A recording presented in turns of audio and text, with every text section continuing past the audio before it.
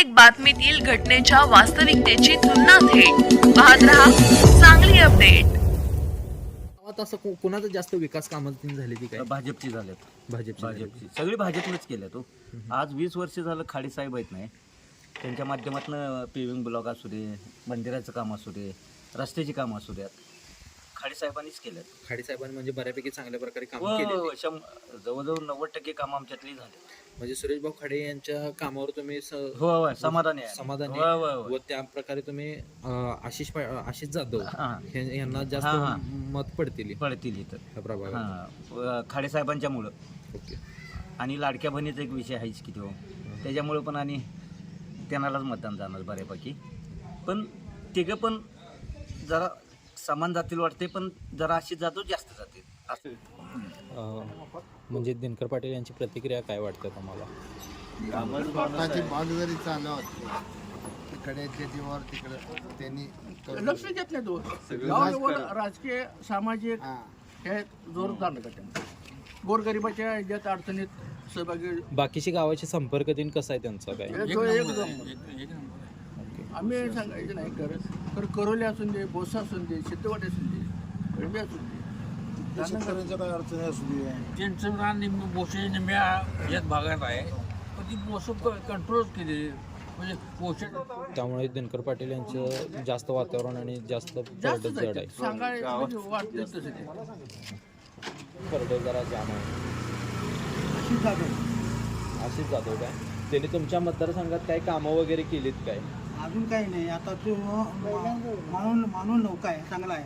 बर, म्हणजे तुम्ही नवीन जो युवा आहे त्याला तुम्ही मत हे करणार आहे आणि त्याचं आता सध्याला सोनी गावात वातावरण आहे. मग दुसरी गोष्ट म्हणजे आता दिनकर पाटील तुमच्याच गावचे आहे ती, त्याने तुमच्या मतदारसंघात काही कामं वगैरे काही केली ती असं काय? त्यांची कामं आता ह्या 10 वर्षात काही नाही. मग त्यांच्या आता आपल्या मतदारसंघात कामं आहेत का? भाजपचे जे नवीन हे आहे ते म्हणजे आता पहिल्यांदा त्यांनी उमेदवार म्हणून हे केलेलं आहे. मग त्यांची काय आपल्या गावामध्ये कामं वगैरे? नाही, ती पहिल्यांदा झाली तिथं. कामं काय त्यांची असं काही वैयक्तिक त्यांची काही कामं नाही. आता वनवे सीट एक आहे आशिष जाधव म्हणून आहे भाजपची. बरं. त्यांचं वारं भरपूर आहे आणि त्यांनी भरपूर काम पण केलेलं आहे जनतेसाठी. सामाजिक क्षेत्रात असू दे, लहान मुलांची शाळेचं असू, शैक्षणिक असू दे, सर्व क्षेत्रात त्यांची अगदी लहानापासून मोठ्यापर्यंत सर्वांना त्यांची भरपूर मदत पण आहे आणि आधार पण आहे त्यांचा. नडी अडचणीला पडणारा माणूस आहे आणि भाजपचं वारं भरपूर आहे आणि त्यात भर आहे ते आशिष जाधवांची.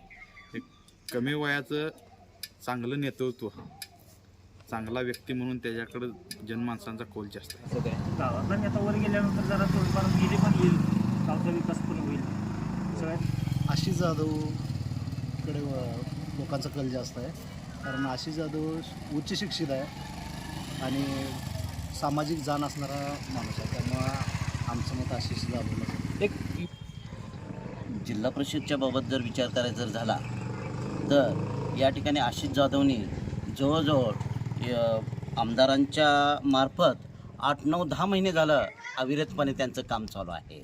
संपूर्ण भोसेगण त्यांनी पिंजून काढलेला आहे.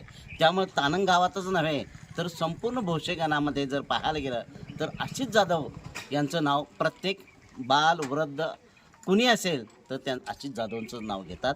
त्यामुळे त्यांचा कल मोठा आहे. म्हणजे या गणामध्ये जेवढ्या ज्या शिक्षण संस्था आहेत त्या शिक्षण संस्थांना त्यांनी भेटी दिल्या, तिथल्या काही अडचणी असतील तर त्या समजावून घेतल्या आणि तिथं त्यांना ज्या काही कॅम्प्युटर वगैरे अन्य काय असेल त्याही वस्तू त्यांनी भेट दिलेल्या आहेत. आशिष जाधव. बरं, त्यांची काही कामं आता ह्या ह्याच्यामध्ये मतदारसंघामध्ये भाजपमधनं कामं भरपूर दिली खाड्याने. म्हणजे भाजपमधून कामं आहेत म्हणून तुम्ही म्हणजे आशिष जाधव हे भाजपचे उमेदवार आहेत, त्यांना सध्याला वातावरण आहे. बरं, त्यांच्याकडून आता कोणती कामं अपेक्षित आहेत का पुढं?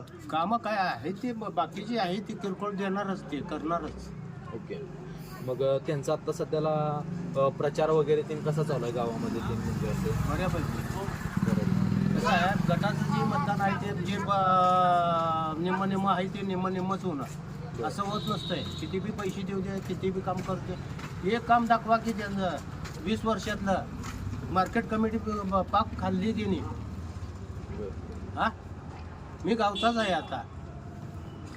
तुमच्या गावात मग दिनकर पाटील हे सभापती होते, त्या दरम्यान काय इथं कामं दिन वगैरे काय केलेले गावामध्ये? एक काम दाखवा, एक त्या वक्तापासनं एक काम दाखवा आणि आम्ही बी कामं धावतो. म्हणजे त्यानुसार म्हणजे काँग्रेसची काही कामं ह्या मतदारसंघात नाहीत, भाजपचीच अजिबात नाही. ओके.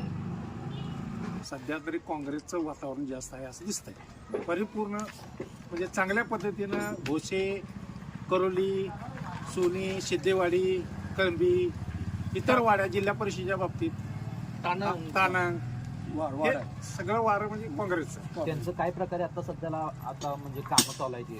त्यांनी आजपर्यंतची कामं केलेली ही समाधानकारक कामं आहेत आणि जातीनुसार काम करणारा उमेदवार आहे. म्हणजे सर्वसामान्य गरिबापर्यंत पोहोचणार. आता आमदार सुरेशभाऊ खाडे पण भाजपचे आहेत आणि ते आपल्या मतदारसंघाचे आता सध्याला इथे नेतृत्व करते ते. खाडेभाऊ हे आमदारच आहेत आणि खाडेभाऊचे चाहते इथं माझ्याजवळ बसलेत. हा, म्हणजे नाही, चाहते याचा अर्थ त्यांची पाहुणे म्हणजे त्यांच्या नेतृत्वाखाली कोणते काय काय नाही. कामं वगैरे कशी काय आहेत. बरेच त्यांनी कामं केलेली आहेत, नाही आम्ही म्हणणार नाही असंही. कामं केलेली आहेत खाडेभाऊच्या ह्याच्याखाली आमदार फंड.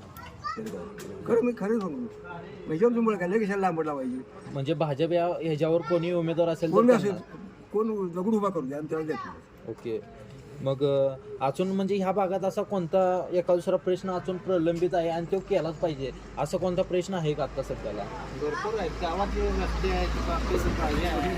अहो, आज मला सांगा तुम्ही विषय काय आहे की ह्या गटरी बघा आज तिन्ही मस्त आहेत. कामं प्रत्येक कामं अडव पुन्हा चोरून न्यायचं आणि तिकडं करायचं हा विषय असतो यांचा.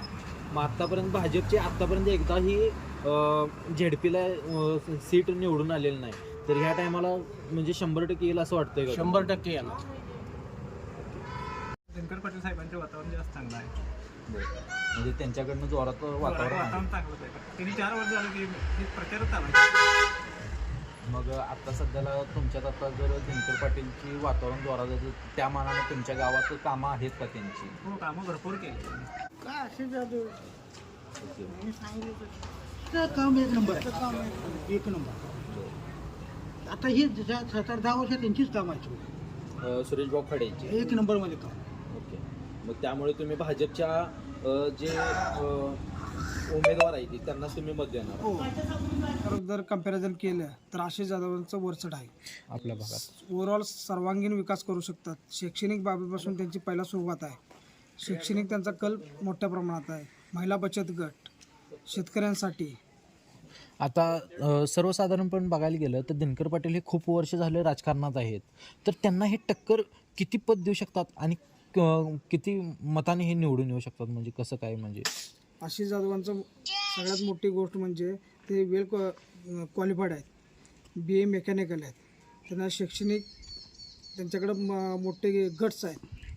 त्यांना समाजात कसं वावरायचं, काय करायचं, जरी नौके असले तरी वेल एज्युकेटेड असल्यामुळे सर्वांगीण ते करू शकतात. पूर्ण गणात मतदारसंघात शाळेच्या वह्या वाटपा असू दे, कॉम्प्युटर असू दे, LCD TV असू दे, कीबोर्ड असतील किंवा लोकांचे काही अडचण असेल, गरीब विद्यार्थी असेल, दत्तक घेणे विद्यार्थी असेल, त्यांची फी भरणे असेल, तर संपूर्ण गोष्टी त्यांच्या मतदारसंघात चालू आहेत.